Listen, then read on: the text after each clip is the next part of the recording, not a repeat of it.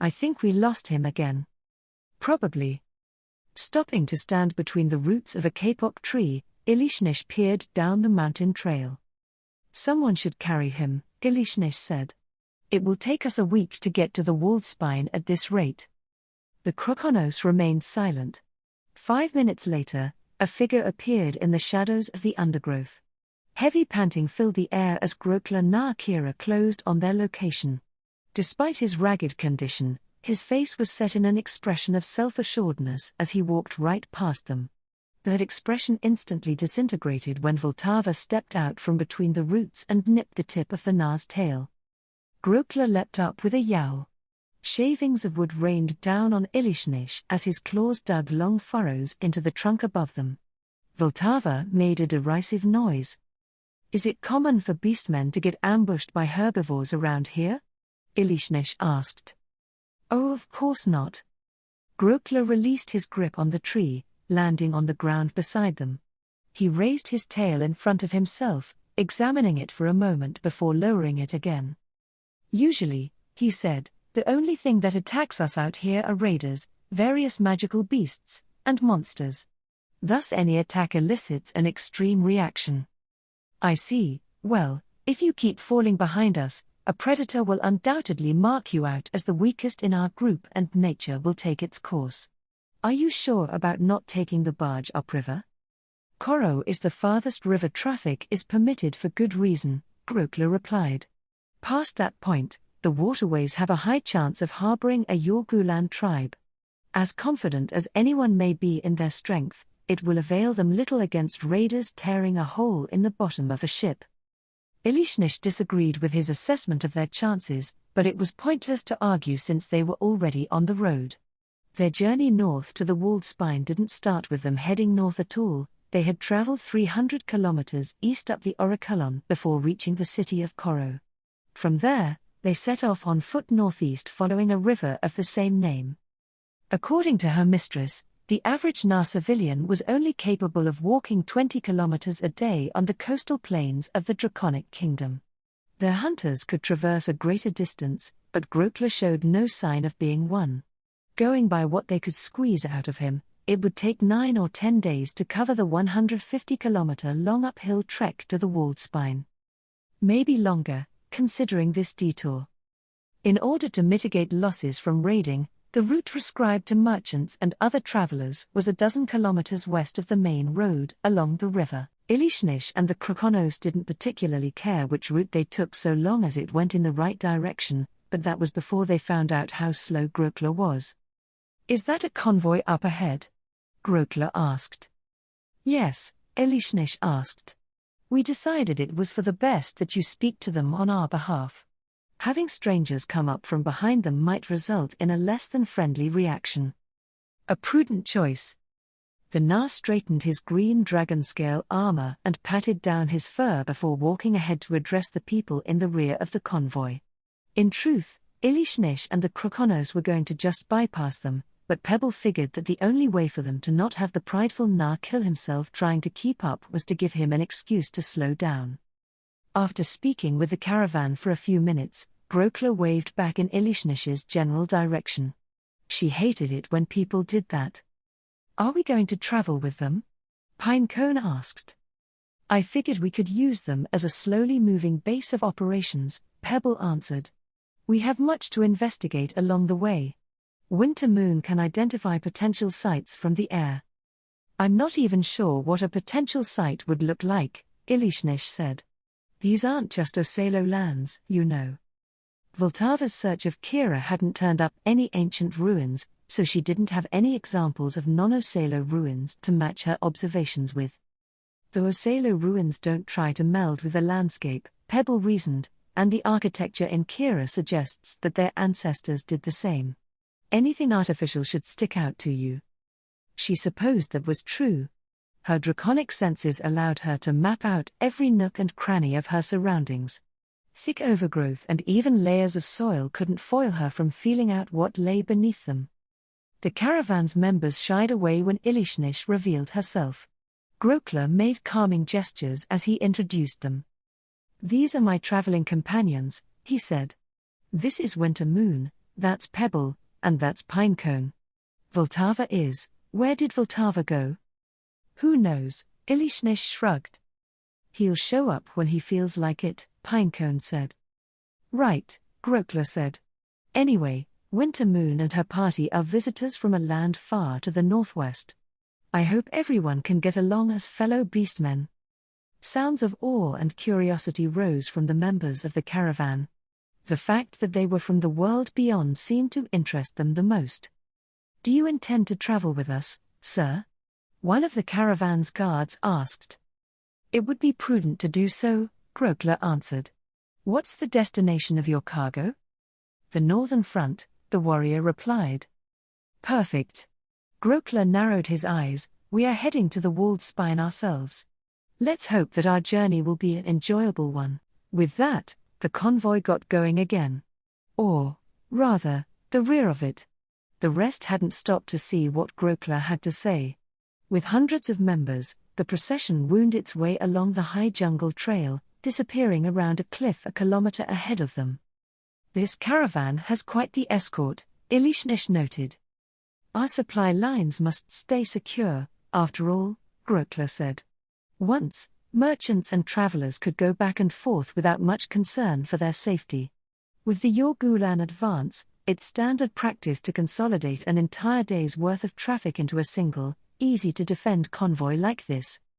There must be at least 2 warbands here, Ilishnish said. Will the Yorgulans still attack? Grokler looked to the warrior nearby for an answer. They don't attack our convoys often, the Lup warrior said. But when they do, it's a pretty big deal. A dragon will coordinate with several tribes in a bid to take everything.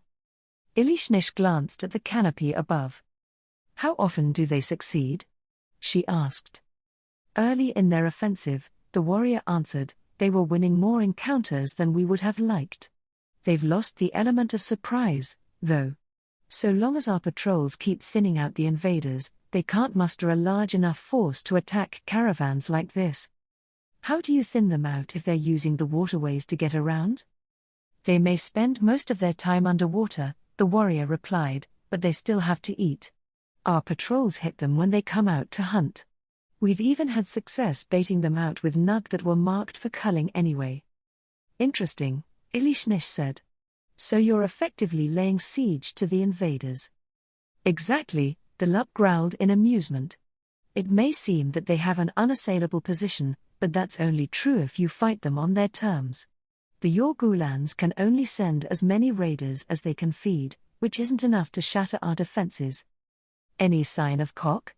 Grokler asked. Thankfully no, the warrior replied. We are being extra careful about detecting their hives. What's a cock? Ilishnish asked. An insectoid race from the Commonwealth, Grokler told her. They are probably the biggest threat to us, but they only operate within a certain range of their hives. If one of their queens manages to establish a hive, the Yorgulans will essentially have unlimited ammunition to use against us. Ammunition? Cock explode, at least one type of cock does. It's a problematic form of offense. What type of explosion is it? The fiery type. Some say it's similar to the fireballs that outsider mages throw around. Ilishnish suppressed a shudder. She wanted nothing to do with a bunch of crawling fireballs. Nightfall saw them arriving at a well-used camp overlooking a town on the Koro River.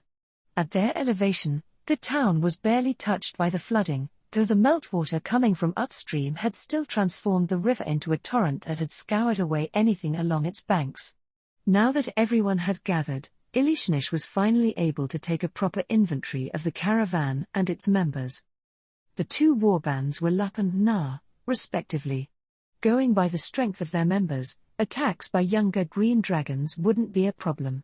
The civilian population was mixed and they even brought their family members along with them. This wasn't a surprise as they couldn't just leave their children somewhere for days and weeks while they worked, nor could they afford to even if they did. She settled down near a group of merchants setting up a large nug-hide tent, one of many arranged around one of the camp's sentry fires. The group eyed her warily until she addressed them. Is this your first time running this route? Ilishnish asked, My understanding is that people usually travel by river. Third time, an Osalo merchant answered, all from this change in our route. Second, said another. My family's run the highland routes will be seeing later on for generations, a con merchant added. What about you? You look like you belong up in the walled spine, but I don't think I've heard of anything like your kind. I'm from a mountain range far to the northwest, Ilishnish replied. The conditions there are similar enough to your walled spine. I've been looking forward to our visit. The merchants stopped what they were doing to exchange a look between themselves. I wouldn't recommend any sort of visit, the con merchant said as he resumed his work. Your mountain home might be filled with friendly folk, but the tribes up in the walled spine are anything but. Savages and cannibals that can't do anything but raid and wage war on their neighbors, the Lup merchant said with a snap of his teeth. They are not civil like us. What races are these tribes in the walled spine formed out of? Ilishnish asked. It's been hard to get any useful information about what's going on up there. As far as the dominant tribes go, the Lup merchant replied, there are the Skrilli and Haugral in the area we're delivering this cargo to. The Skrilli are blood-drinking monsters made out of shards of ice. The Haugral are like owlbears, but smarter. And you have no interactions with them beyond raiding? They attack anyone that isn't one of theirs, so trying to trade or even talk with them is useless. The northern tribes are just one giant collection of angry assholes. That's a shame, Ilishnish said. You may have divided this place into friends and enemies, but everyone here is a stranger to me. I'd have liked to hear their story, as well. The merchant snorted, securing his line to a wooden tent peg. Even if you could, I doubt you'd hear anything but eat and kill. I see, Ilishnish said. Well, enough of that, I suppose. How about we move on to a topic that may be more to a merchant's interest? What might that be, miss? Winter moon, Ilishnish said as she bowed slightly. My apologies for not introducing myself earlier. Name's Yip, the Lup merchant said. Ra, the con merchant raised a paw. The two merchants and a few of their family members settled onto a ring of boulders rolled into place around the nearby sentry fire. Some raw nug meat of dubious freshness was passed around, which most of the travelers opted to cook over the fire with wooden skewers. Are the others at this tent members of your families? Ilishnish asked. That's right, Yip yipped. 3 generations, all right with us here. It looks like everyone's involved in the work. Of course. We wouldn't be able to move so much if they didn't. We're going a lot slower than we're used to, though, Ra said. The warrior clans insist on having everyone travel together for safety. Meaning they could only move at the speed of their slowest members, which were Na. The warbands escorting them seemed to be making the most out of the slow rate of travel, but Ilishnish wondered whether it was better to just have faster caravans. Speed was often the best armor, after all. I take it that you don't usually hire an escort? It's usually safe to go about our business without one, Yip replied. At least for bigger merchants like us. We only go between the largest markets and most of it is by river. They're big merchants? Compared to human and dwarven companies, they weren't much to look at. The entire convoy that she was traveling with would amount to a single caravan of one company under the merchant nobles in the Sorcerer's Kingdom. As major merchants, Ilishnish asked, have you ever considered collaborating with other merchants? We travel together if that's what you mean, Ra answered. Cargoes aren't perfect all the time and sometimes you have half a hold to spare. We'll split the cost of the charter with another merchant when that happens. That's not quite what I meant, Ilishnish said.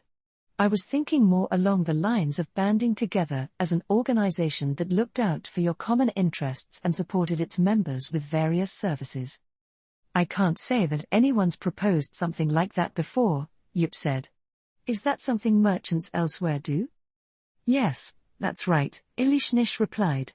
With its robust trade networks, I was surprised to find that it wasn't commonplace in Rolengorg. In fact, the only location that had something similar was Korstorfi Keral. Really? Yip asked, what's it like? The beastmen watched Ilishnish intently as she considered what she should share. As the Krokonos occasionally mentioned, the people of Rolengork had a number of conceptual barriers that outsiders had to deal with. She supposed that those barriers now also existed between Shork's burgeoning base of power and the rest of the Confederation. It's very popular with the local merchants and artisans, Ilishnish answered. And artisans? Yes, that's right. The Merchant Guild, that's what the organization is called, has been building new infrastructure around the city, and they've set about establishing standards and measures for industry and commerce. That's pretty vague, Ra said. Could you go into the details of some of that? Of course, Ilishnish replied. Infrastructure would include secure new markets and piers to replace the ones taken by the flooding. They're also establishing social infrastructure to support their long-term efforts. Members can secure permanent housing for their families. Schools are teaching children to read, write, and calculate, while a formal apprenticeship program is in place for many vocations. What's an apprenticeship? Ilishnish gestured to some of the younger beastmen nearby. It's a formalized system to teach members of the next generation their respective trades. Once children are old enough to start working, they begin learning under an experienced member of the guild. This is not unlike how you teach your children the family business. The difference is that an apprenticeship conforms to the Merchant Guild's standards. You mean they'll take our children away from us? A female lup sitting beside Yip asked worriedly. Why must these mortals have such an unhealthy attachment to their children? It's not as if they snatch them away, Ilishnish said. Most of the time, masters end up teaching their own children. Some see it as an opportunity for them to explore new horizons before returning to help with the family business. The answer seemed to quell their apprehension somewhat. To her side, Akon raised a paw. You mentioned reading and writing, she said. What do you mean by that? Now that she thought about it, the humans used Low Draconic. That probably wouldn't go over well when Rolengork was at war with a gang of green dragons. It's a part of their standardization efforts, Ilishnish replied. By putting language to script, all sorts of things are made easier. Education, communication, running one's business, reading and writing are useful life skills no matter what one's vocation is. Anyone who doesn't learn is bound to fall behind. Ilishnish reached for her skewer while the beastmen digested her words. The idea that one was falling behind or missing out on an advantage usually got through to merchant types. How do the warrior clans feel about what they're doing? Yip asked. I don't know about other parts of Rolengork, but the warrior clans around here might see this merchant guild as a challenge to their authority. Osalopakan, the clan that has risen to bring order to Korstorfi and its surrounding territories, is cooperating with the merchant guild. In fact, they're the ones that introduced the organization. In all, it's been instrumental in maintaining stability and bringing long-awaited progress to the area. If you'd like to know more, you could visit Korstorfi. I'm sure they'd be more than happy to show fellow merchants what the guild has to offer. Korstorfi, eh? Yip said as he looked up at the night sky. That's a bit too far and fancy for humble merchants like us. We can hardly leave our work here, Ra added. Weren't you just calling yourself the bigger merchants around here? It's only a week by boat from Koro to Korstorfi by ship, too. I want my time and effort back. In her experience, whenever people made excuses for them not to do something, they didn't believe what she was saying. Was the concept of the Merchant Guild truly so far-fetched in their worldview that it amounted to some sort of myth or fantasy that even she couldn't convince them of? The next few days passed without incident, though the convoy's warbands liked to make a point of stressing the escalating risks that came with their proximity to the frontier. Ilishnish, however, felt more comfortable as they ascended out of the tropical jungles and into the dense conifer forests carpeting the foothills of the walled spine. Through the trees, one could spot the ice-clad peaks of the massive ranges looming in the distance. Ilishnish took a deep breath of the crisp mountain air coming down from the hills, but it was marred by the annoying odor of aqua regia. She looked down at Grokler, who was walking beside her. Have the Greens been giving you trouble up here? Not that I've heard of, the Nar warrior replied, then looked over at a nearby Lup escort. Any recent developments? No attacks, the escort replied, but our hunters can smell them. There are a few adults in the mix, Ilishnish told them. How far are we from the front lines of the Yorgulan advance? The valley they were following took them northeast, but Ilishnish wasn't sure how far they had gone relative to the conflict. By adult, Grokler said, do you mean an adult dragon? Several. Grokler sent the escort away with a gesture. They watched as the Lup warrior sprinted off to warn his comrades. We should be at least 100 kilometers west of Gorlia, Grokler said. The front lines haven't advanced far from there. I wasn't aware that your race's sense of smell was so keen. Ilishnish didn't bother responding, instead peering up through the trees for signs of green dragon observers. She wasn't sure whether Krokonos had the ability to sense dragons, but dragons certainly could. While wimlings and juveniles were usually detected like regular animals, adults started to exude what was best described as the pressure that came with establishing a domain, or perhaps it was what gradually created those domains in the first place. By gaining a sense of those domains, one could also gain a sense of the resident dragon's strength. Stronger dragons didn't fight between themselves much due to being able to detect the presence of other strong dragons, as such fights tended to leave the victor in a state that other powerful beings could easily exploit. As a result, dragons were a generally peaceful species so long as the balance of power was maintained. Of course, Ilishnish exuded the same thing herself, but it seemed that the ring of non-detection provided by Lady Shaltir to conceal her identity concealed many other things as well, including her draconic presence. Under the redoubled vigilance of their escort, the caravan continued its way through the foothills. Several hours passed before Grokler started giving her doubtful looks, but she was vindicated from his silent accusations that evening when they arrived at the next town. What's going on there? Grokler murmured. It looks like they're receiving people from somewhere, Ilishnish said. Civilians were trickling in from the hills bracketing the valley. There was no sign of any warbands accompanying them. Grokler rushed forward, but Ilishnish had already pieced together what had happened by the time he reached the first bedraggled refugee. You. He shook the con female he had cornered. What's going on here? I'm not sure, good sir, she said tearfully. Our village was attacked by the mountain tribes. The warriors ordered us to get to our homes. I went and did like they told, but then my feet just carried me off into the hills. What then? Once I came to my senses, I went back to my village, but it was already overrun by the tribes. Which tribes? How Graal, good sir. How many? I don't know. The con female shrank away from Grokler as a low growl rose from the Nar's throat. Could it be? Where are the warbands that were defending your territory now? I don't know, good sir. Grokler questioned several more refugees before making his way to the town hall. The local con lord was already gathered under the wooden pavilion with several of his elders. They turned their attention to the steps as Grokler stormed in. You are with today's convoy? The con lord asked. Grokler Akira. No one out there seems to know what's going on. Opish con Yue, the con lord briefly introduced himself. Whatever it is, it's just started. The first people coming down from the hills appeared half an hour ago. No runners from any of the warbands have reported in. None. The reports from the common folk are confused, at best.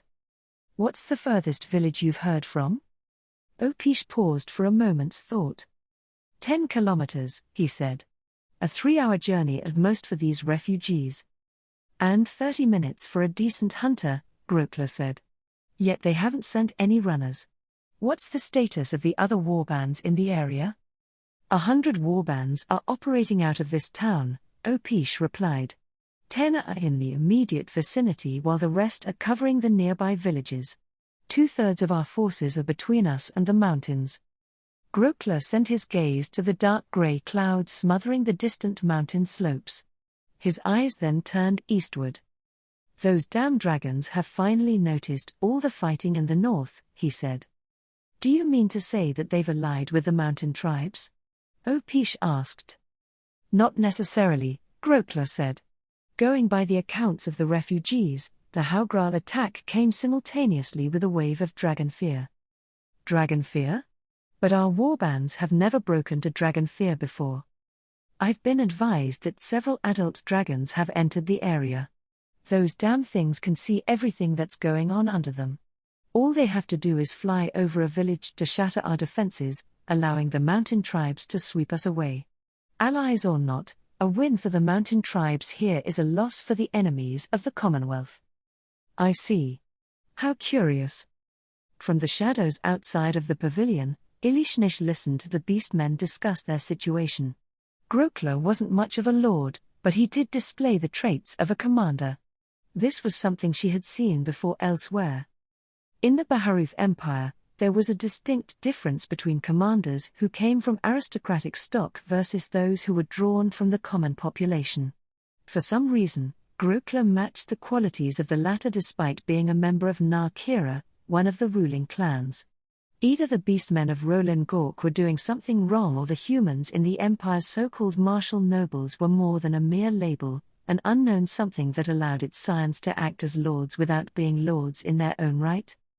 Then we face an impossible situation, Opish said. Our enemies hold an overwhelming advantage. Even if you feel that way, Grokler said, it doesn't change what must be done. Summon the leader of every warband you can reach. We must regroup and mount an effective defense before this new incursion becomes an avalanche that buries the heartlands below. The first thing that Grokler did after his meeting with the town leadership was send runners to call for reinforcements from the previous town. Next, he sent another set of runners to confirm the status of the adjacent territories on the frontier. After that, he busied himself organizing the town's defenses, as he had little other choice but to wait for the outlying warbands to report in. In all, it was a reasonable response for an experienced commander, but Grokler clearly wasn't satisfied with his limited options. Have you ever wished that you could fly? He asked. I can't say that I have, Ilishnish answered. Truly? Grokler seemed genuinely surprised. I think about it all the time. Imagine soaring above the land with the ridiculous senses of a dragon. You'd be able to see everything, respond to any threat with unparalleled swiftness. If it wasn't for their constant infighting, our world would be a very different place. I just thought I'd mention this, Ilishnish said, but you've been referring to green dragons as if they represent all of dragonkind. They're not all the same, you know. I've only ever fought green dragons, Grokler said. Of course, I know of the blue dragons in the Great Loot and the red dragons far to the southwest, but they seem just as bad, if not worse. What sort of dragons does your homeland have? White dragons, Ilishnish replied. The locals usually call them frost dragons. That sounds terrible, a note of sympathy rose from the Nar. Do they cause you much trouble? Once in a while, though less often recently. Speaking of which, does the walled spine not have resident populations of white dragons? It seems like the ideal home for them. If there are any, our law says nothing of them. The fact that there weren't any of her kind around was one of Ilishnish's greatest worries about the region. She was confident that she could avoid an unfavorable fight with the green dragons if necessary, but she had no idea what awaited her in the walled spine. There was nothing to suggest what was keeping them from moving in, no frost giant citadels, traces of other types of dragons, or anything else. In her imagination, unimaginable terrors lurked in the massive mountain range, and the fact that she literally couldn't imagine what they might be made them all the more terrifying. Throughout the night, the local warbands arrived to join Grokler's rapidly growing defense force. To the Nar's frustration, none had information related to the attack earlier that day. The mountain tribes probe the frontier for weaknesses every day, one chief said. It has been that way since the snows started. You haven't noticed any dragon activity at all? Grokler asked. A chorus of soft responses filtered through the air as the assembled chiefs sounded their negatives. Grokler scratched the back of his neck as he considered the absence of useful information. An anomaly? No, The dragons are probably only meddling in our battles if they think the mountain tribes have a good chance of breaking through. Are there any locations with major tribal movements aside from the village we just lost? That's difficult for us to keep track of in this situation, one of the chiefs said. Our hunters are busy watching for incoming raids. Then are there any areas where raids have been more frequent? Grokler asked. Aside from the area around the village that was just attacked, no. Grokler sent his gaze around the gathering, waiting to see if the other chiefs had anything more to add. He took a deep breath after no one did, releasing it in a long sigh. Then our course is clear, he said. We win back the village and destroy as many of the invaders as possible. Once that's accomplished, we go on the offensive. The enemy camps in the area must be destroyed before they learn how to collaborate with those damned dragons. What if the dragons interfere with our offensive? Then they do, Grokler said. But I doubt it will happen during the opening moves of our counterattack. That village had nowhere near the number of warbands we have with us now, and the dragon that appeared wasn't confident enough to join the fight. What about ambushing the invaders when they advance again? It will be difficult to coordinate warbands of every race. We'll be able to make most of the Na and Irma forces if we have them lie in wait. I'm not averse to the traditional approach, Grokler said, but there's no guarantee that they'll move as we wish. If we form a net, each warband will be increasingly vulnerable to a dragon attack the longer they remain in the same position. It took another 30 minutes for the beastmen to settle on a battle plan. Elishnish could only shake her head over how complex it had to be. Each race had its strengths and weaknesses, and it was the weaknesses that seemed to dictate what was possible rather than their strengths. Before dawn the next morning, the warbands gathered at the northern edge of the town. Elishnish went looking for Vltava, finding him buried under a small pile of beastman cubs.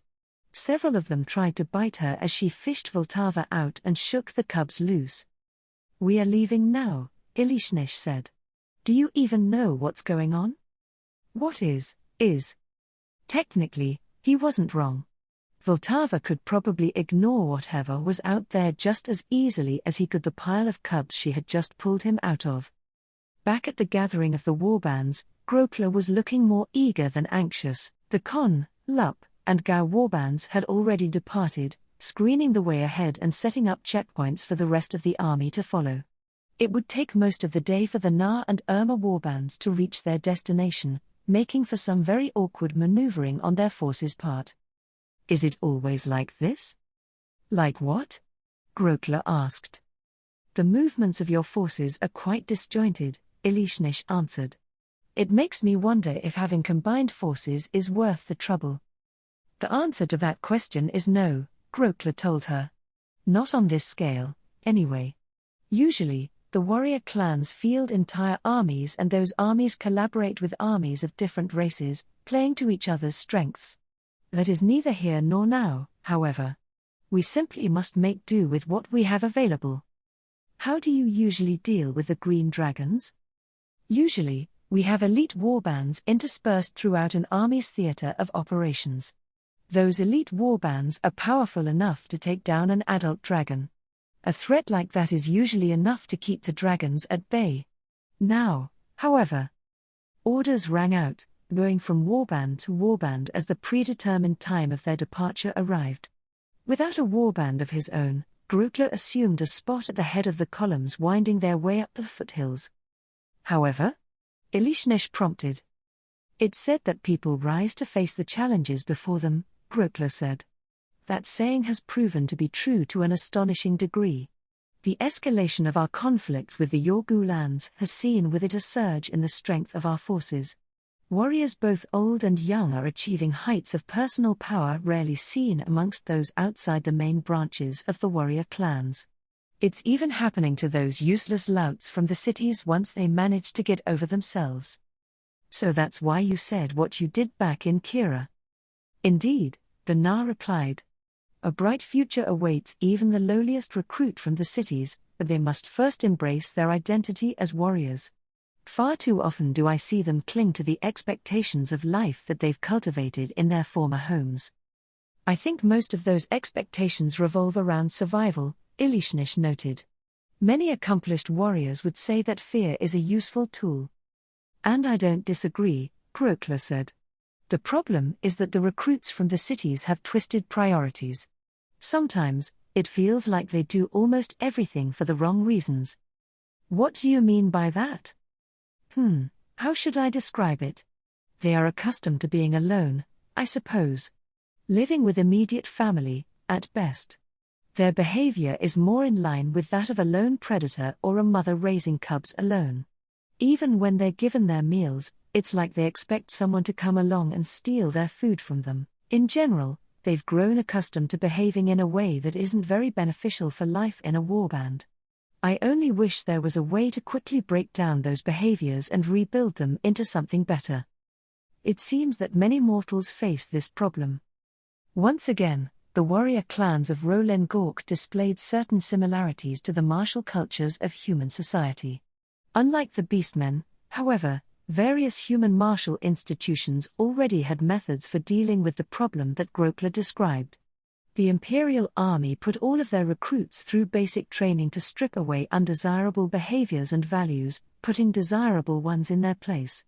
Lady Zaradnik expressed similar concerns over bringing the right migrants to Warden's Vale. Even smaller, more individualistic organizations like the Adventurer Guild did something similar, though the guild's focus was to curb what they called hero syndrome. This problem tended to manifest when mortals grew in personal strength, leading to dangerous levels of narcissism and antagonistic behavior against perceived threats to one's primacy.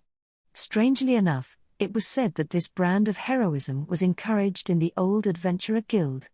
It was only after the advent of the Sorceress Kingdom that the standards of the Adventurer Guild changed.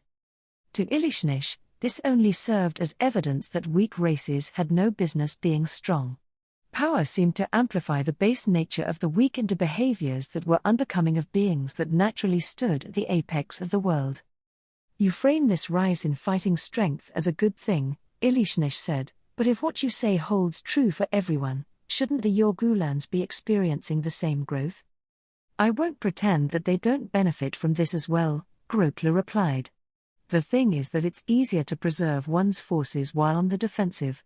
However, the most interesting thing about this growth that we're experiencing is how it affects our relationship with the dragons. Your relationship, or the Yorgulans? Both ours and theirs, Grokler said. As you may know, dragons are creatures that grow stronger as they age. The growing strength of our warriors is rapidly closing the gap between us and them. Even the average warband can take down a juvenile dragon nowadays, and our elite warbands can consistently defeat adults. Some even speculate that the Yorgulans may act to overthrow their masters using their newfound power. A pungent odor on the wind turned Ilishnish's attention skyward. Through the growing cloud cover, she spotted an adult green loitering several kilometers overhead. I wouldn't get too far ahead of myself there, Ilishnish said.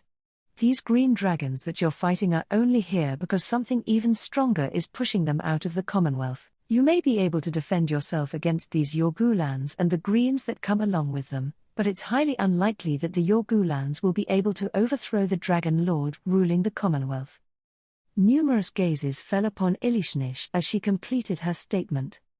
Dragon Lord? Grokler's ears went flat. Is it such a surprise? Ilishnish said, dragons have parents too, you know.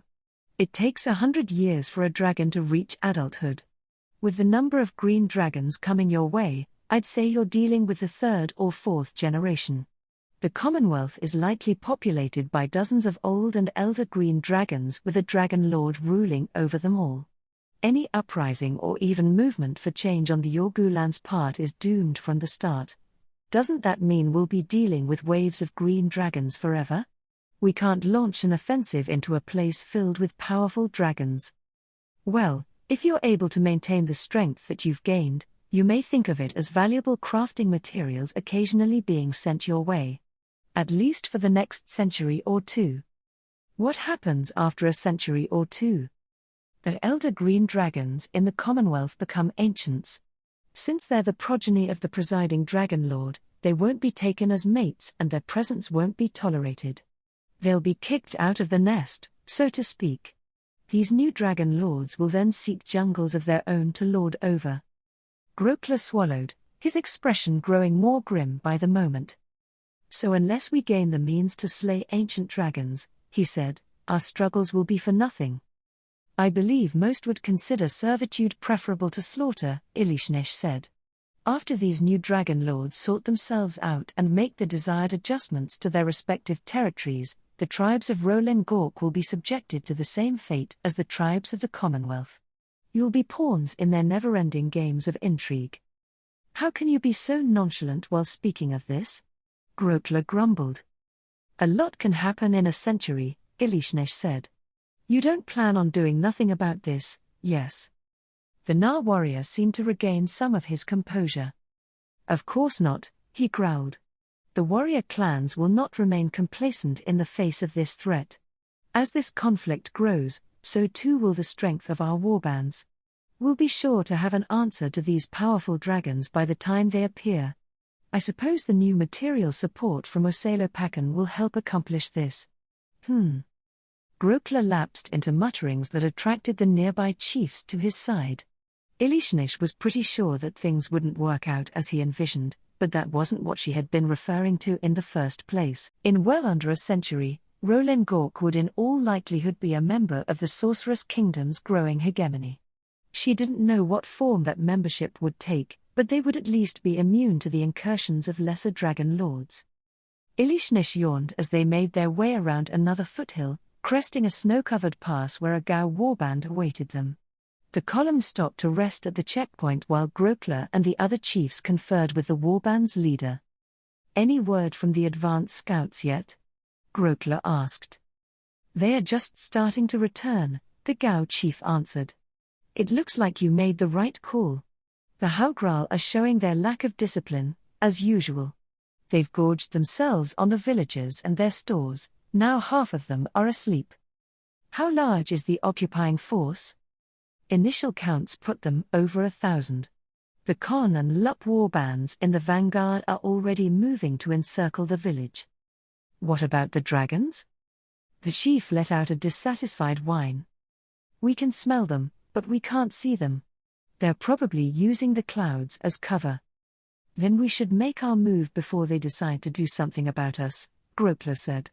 How far is it to the village? 2 kilometers. Just a bit up the valley we're crossing into. It's a bit rugged, so about an hour for this column. Good. Send runners to the warbands ahead of us. We should be able to hit these invaders from all sides. Oh, any sign of surviving defenders in the hills? Hunters from the missing warbands have trickled in to join our forces, but not many. Their reports confirm what happened during the Haugral attack. An adult green dragon flew over the village moments just as the warbands sounded the alarm. The dragon didn't join the fight after that, so I think it's safe to assume that it was opportunism on the dragon's part. Well, we won't give them any opportunities here, Grokler said. Let's move, we have some vengeance to exact. Tangible tension thickened the air as they came down from the snowbound pass and closed with their destination. At 1 kilometer, the column split and split again as the warbands formed a loose front that swept over the forested landscape. Not 500 meters from the edge of the village, a bird-like shriek filtered through the trees. That's as good a surprise as we're going to get, Grokler roared. Attack! Grokler's battle cry was taken up by the nearest warbands, spreading throughout the valley as the forces of Rolen Gork closed on the occupied village. Ilishnesh was content to follow in their wake, more curious about who the beastmen were fighting than the battle itself. The first Haugral specimen she encountered came in the form of a shredded corpse left behind by the attacking warbands. They're not exactly as they described, are they? Haugral had been likened to owlbears, but the resemblance was superficial at best. The demi-human's corpse had an owl-like head complete with its sharp beak and huge eyes, but not the bear-like body of an owlbear. Instead, it was adorned in a thick coat of brown feathers that even covered its taloned hands and feet. Some might have been tempted to classify it as a birdman, but it had no wings. If it did have wings, it would have looked like a small brown griffin. Are you familiar with this species? Ilishnesh asked. I have not seen it myself, Pebble answered, but it is known to our people. I don't believe they have formed any civilizations of note in the region. So their behavior is pretty much as the beastmen describe them. It is a way to describe them, Pebble replied. But there is nothing especially wrong about what they are. Right. They moved on from the mangled corpse, watching from a distance as the beastmen overran their foes. Most of the Haugral looked like they were still in a food-induced stupor when they met their end. However, that didn't stop Roland Gork's forces from exulting in the success of their offensive. Well, it's probably too soon for that. Far above the beastmen's roars of triumph, a single green dragon plunged through the clouds. Dragon. Dragon. Dragon to the southeast. Ilishnesh tilted her head curiously, wondering what the new arrival had in mind. Grokla's forces were too strong for a common adult to handle. The warbands were already taking up air defense positions around the village, so unless they forgot to imbue their attacks with enough magic to bypass the dragon's defenses, the dragon's demise under a storm of thousands of bullets was pretty much a guarantee. Steady yourselves, Grokla called out, we've got a special feast delivering itself to, wait, where is it going? Long before the green dragon dropped into the range of Grokla's hunters, it banked into a graceful turn and glided north. The end of its dive was punctuated by an intimidating roar that echoed off of the valley's slopes. Get me eyes on the north. Grokla shouted as he scanned the village. What in the world did that dragon just dive on? On us. Came a voice from the northeast of the village. The warbands that were supposed to seal the north side of the encirclement aren't here. As if to confirm their situation, a chorus of Haugral screeching mingled with beastman barks and roars sounded from the north. Grokla hopped down from the stony den he was using to survey the surroundings with a curse. Fortify our position.